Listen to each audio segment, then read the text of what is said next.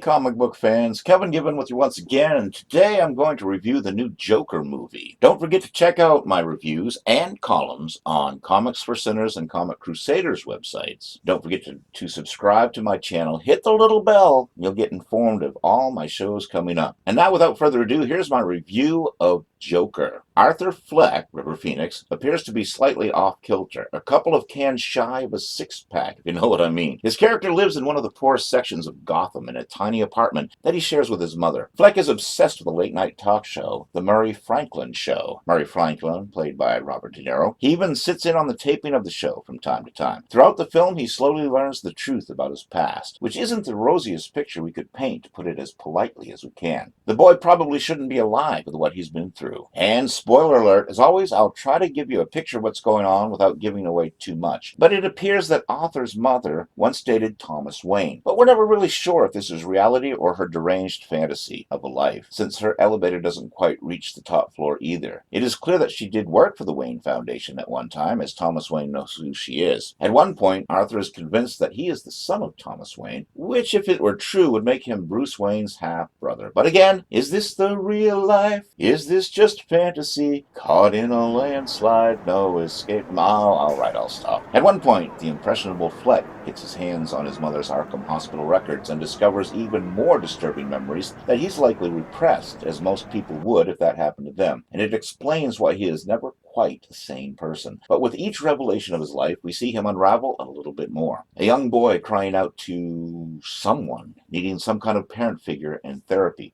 that he never gets. This Joker, like in The Killing Joke, tries his hand at stand-up comedy and does get his big break, an appearance on the Murray Franklin Show. As you might imagine, his performance doesn't go that well. This is the culmination of the film and its shocking conclusion. Now here's my review. One word: brilliant. Only that's an understatement. Not only is this film the best movie based on a DC Comics character, it's the best film based on a comic book, period, and there's nary a superhero in sight. After years of underperforming box office and less than stellar reviews for most of their cinematic universe, the DCEU has finally unraveled the last 10 years of the MCU with one brilliant piece of filmmaking. Marvel movies are beginning to show a trend of putting humor where there should be none. It's like they're becoming afraid to empathize with their characters, and they're afraid to let a genuine emotion shine forth. The biggest culprit being Thor Ragnarok. Now don't get me wrong, I loved that movie. But do we ever get to see Thor choke back the tears as his homeworld is being destroyed? Just one brief moment of the character feeling that loss would have made the movie 100 times better than it was. But now we come to a movie that balances humor and pathos, and we genuinely feel sympathy for the main character. He's Travis Bickle in Taxi Driver, Malcolm McDowell in A Clockwork Orange, Woody Harrelson in Natural Born Killers, Jack Nicholson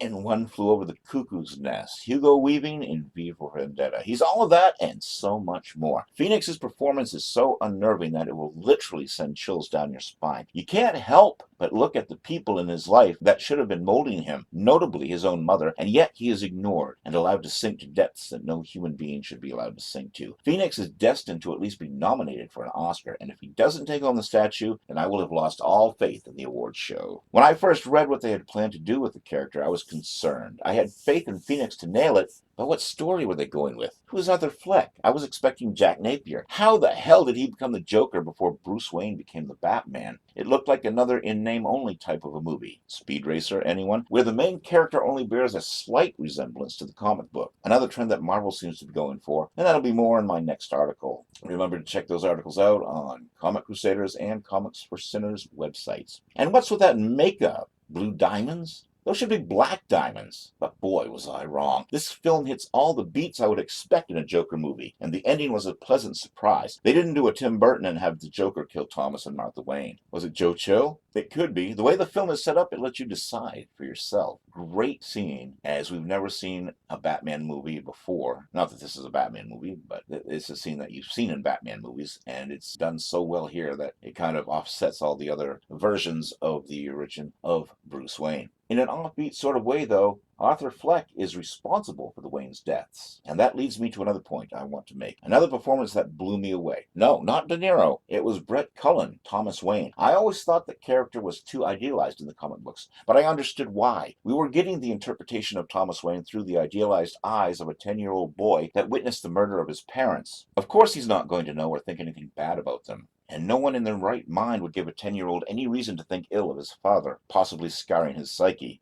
The murder alone would be enough to do that. But we see a Thomas Wayne with warts and all. He's neither an angel or a devil, just your average egotistical millionaire that thinks his crap don't stink. All in all, an incredible, Oscar-worthy film-going experience, which, just like Heath Ledger's Joker did, will change the face of comic book-inspired movies forever. As I check the Rotten Tomatoes site with its barely fresh rating, I understand Arthur Fleck's "You Wouldn't Get It." That isn't just for one of the characters in the movie. It's Joaquin Phoenix understanding where the movie critics who are wrapped around Disney and the MCU's little finger are confused as to the progress which has happened before their eyes. 5 stars, 10-point rating from this comic book reviewer. Well, that was my latest show. Hope you had a good time watching it. And if you agree with me or disagree with me, mention it in the comments section below. We'll discuss it. Subscribe to my channel. Until next time, this is Kevin Gibbons saying check out my shows on YouTube, my comic book reviews, as well as Comics Let's Talk, where we discuss the history of comic books. Until next time, so long. Keep reading those comics.